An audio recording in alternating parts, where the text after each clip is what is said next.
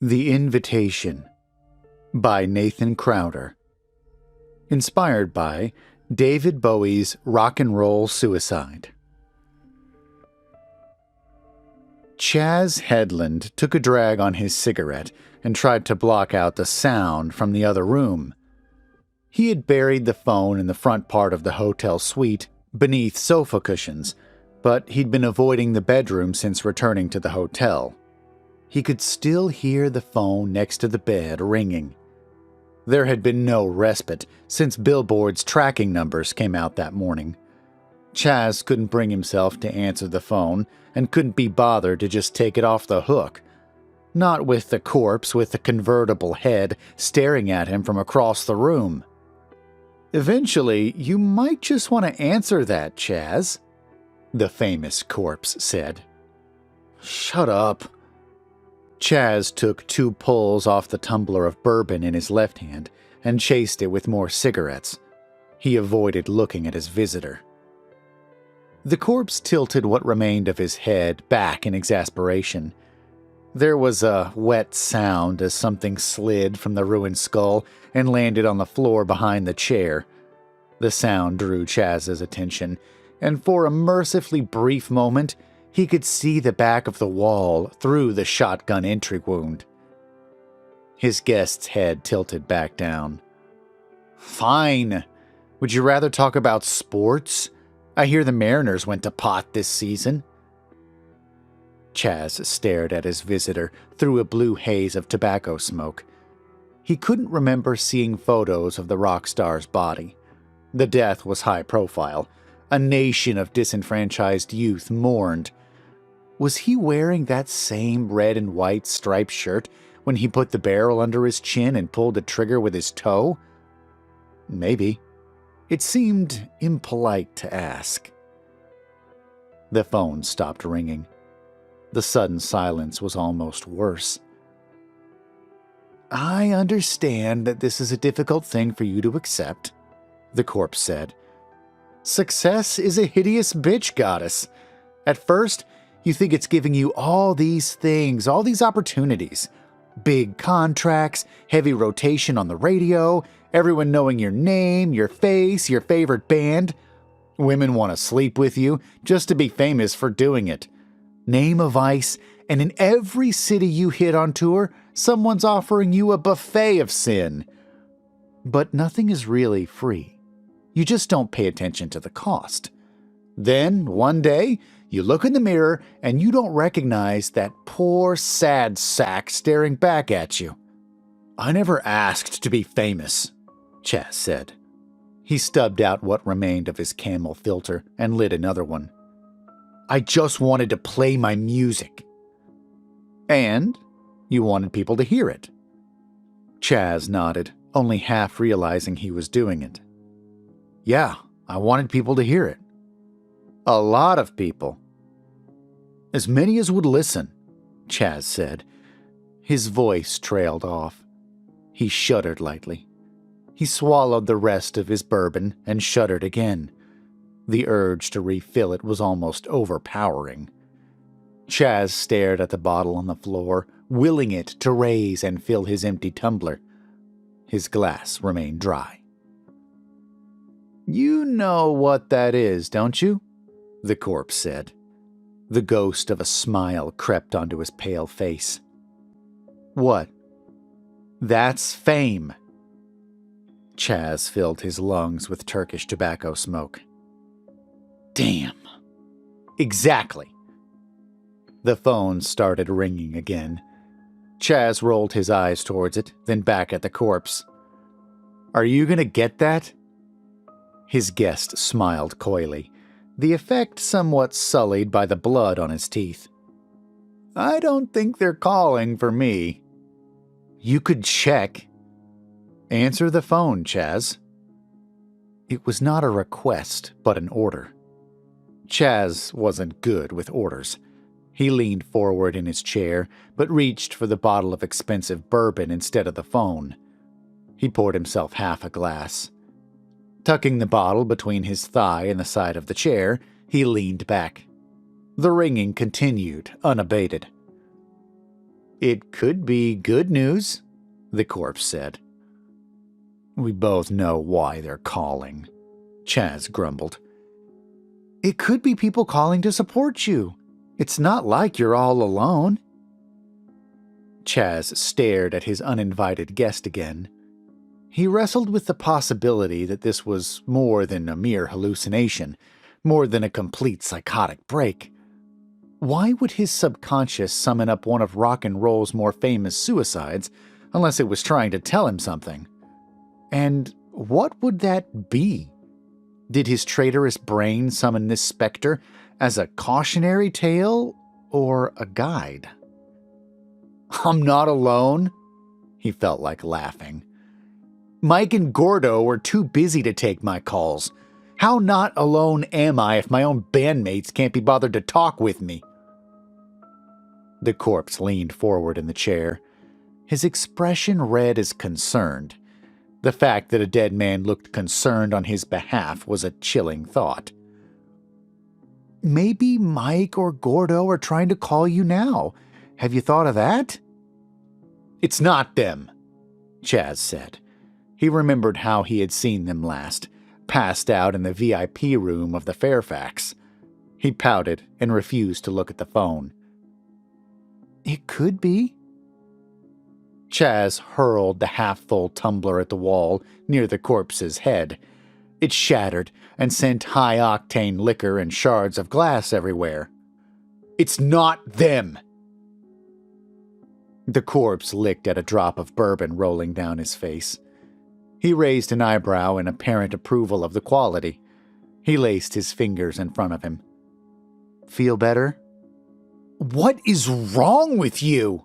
Chaz shouted. No, I don't feel better. What the hell are you thinking? For that matter, why in the green hell are you even here?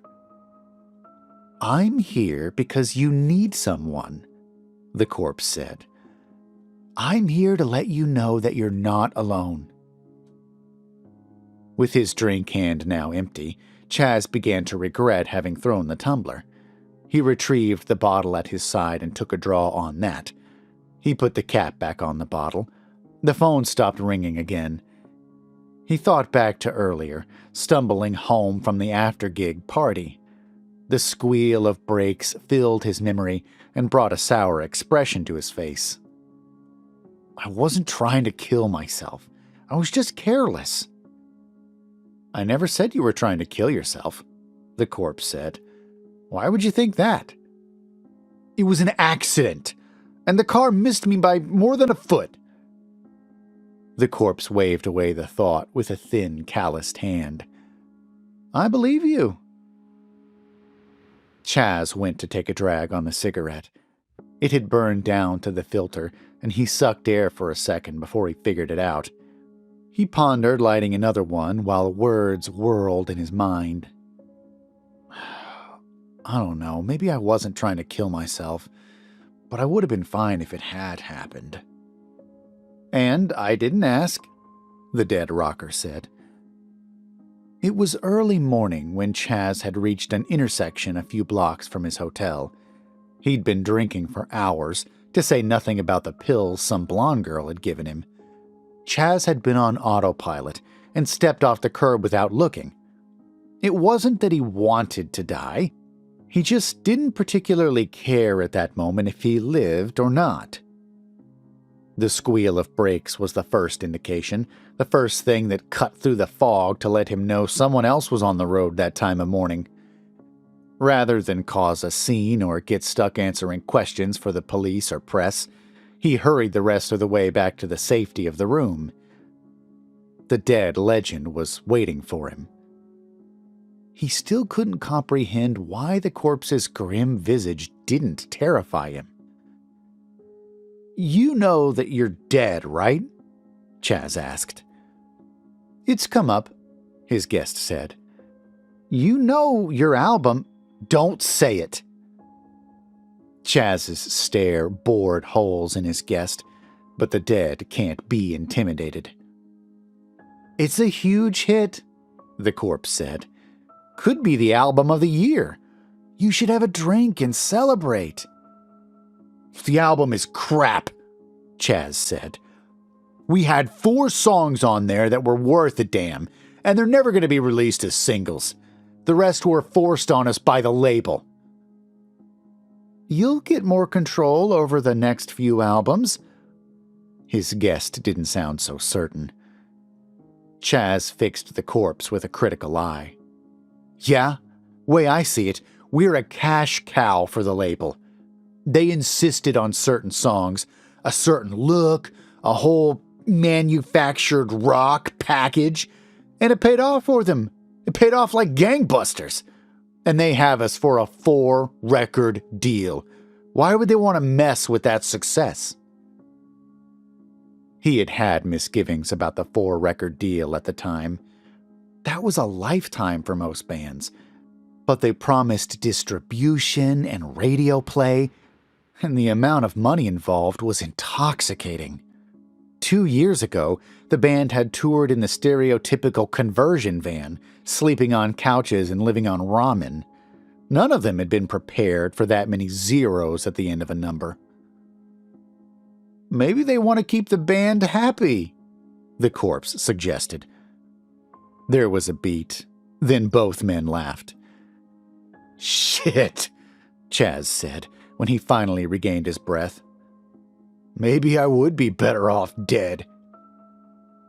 The corpse turned serious faster than Chaz could blink. "Maybe you would. I mean, look at me. I hung it up when our band was at our peak. No embarrassing slide into irrelevance. No sad bankruptcy or rehab. If Elvis or MJ had been given a rifle and a magic looking glass to see their future, do you really think they wouldn't be here talking to you now instead of me?" Chaz felt his blood chill. There was a pistol in the bedroom, left by a friend who wasn't comfortable with him traveling without some kind of protection. He'd never left a gun with Chaz before, but there it was in the bottom of his kit bag next to a box of ammo. "I thought you said you were here for me, to tell me I'm not alone." "Remember, you aren't all alone," the corpse said. It wasn't as reassuring as it had sounded earlier. The phone started ringing again.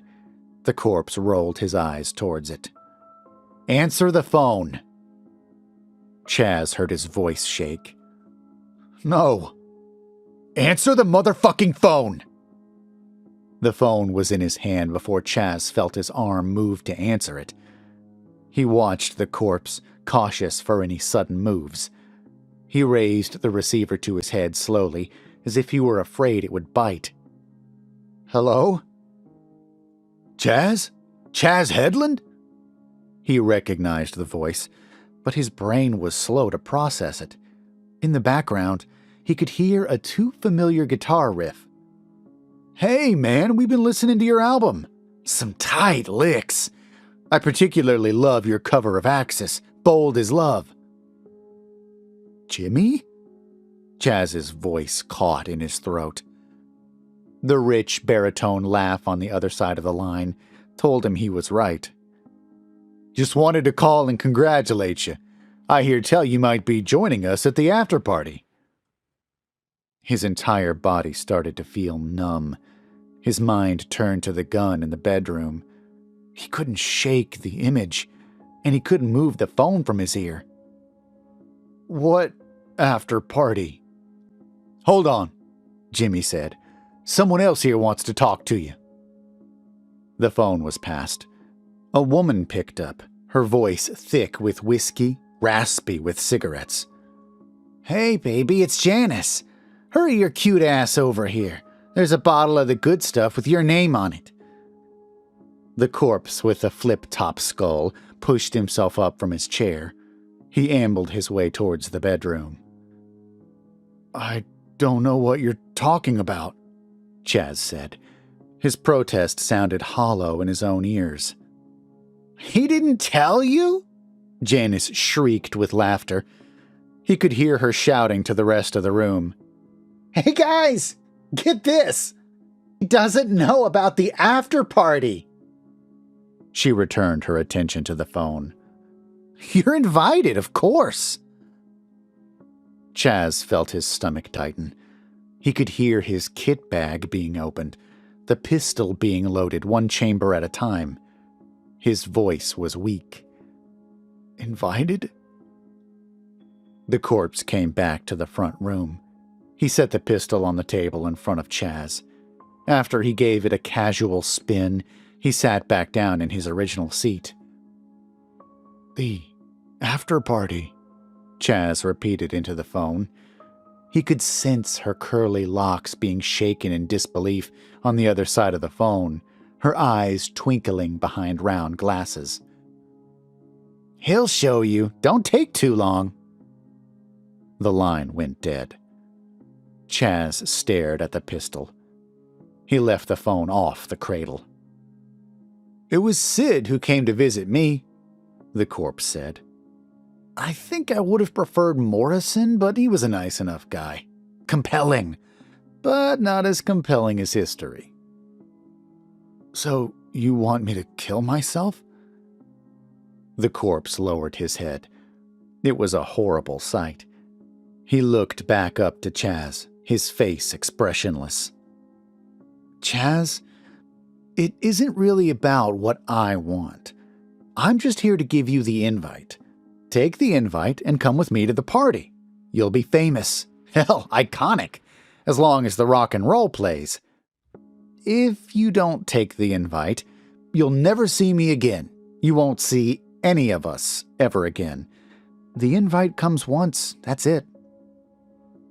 Chaz retrieved the bottle of bourbon and took a long draw on it. The smoky alcohol burned like holy fire going down. And if I don't take the invite now, then you get to be famous for a while. You'll even enjoy some of it.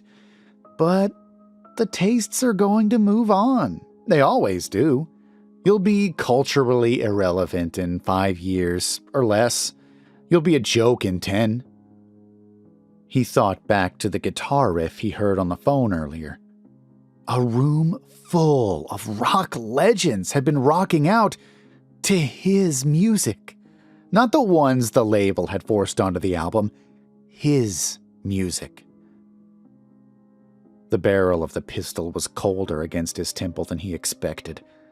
He tried not to think about it and focused on the sound of distant guitars and drunken revelry. The temperature of the barrel would only matter for a few seconds. And anyway, he had a party to get to.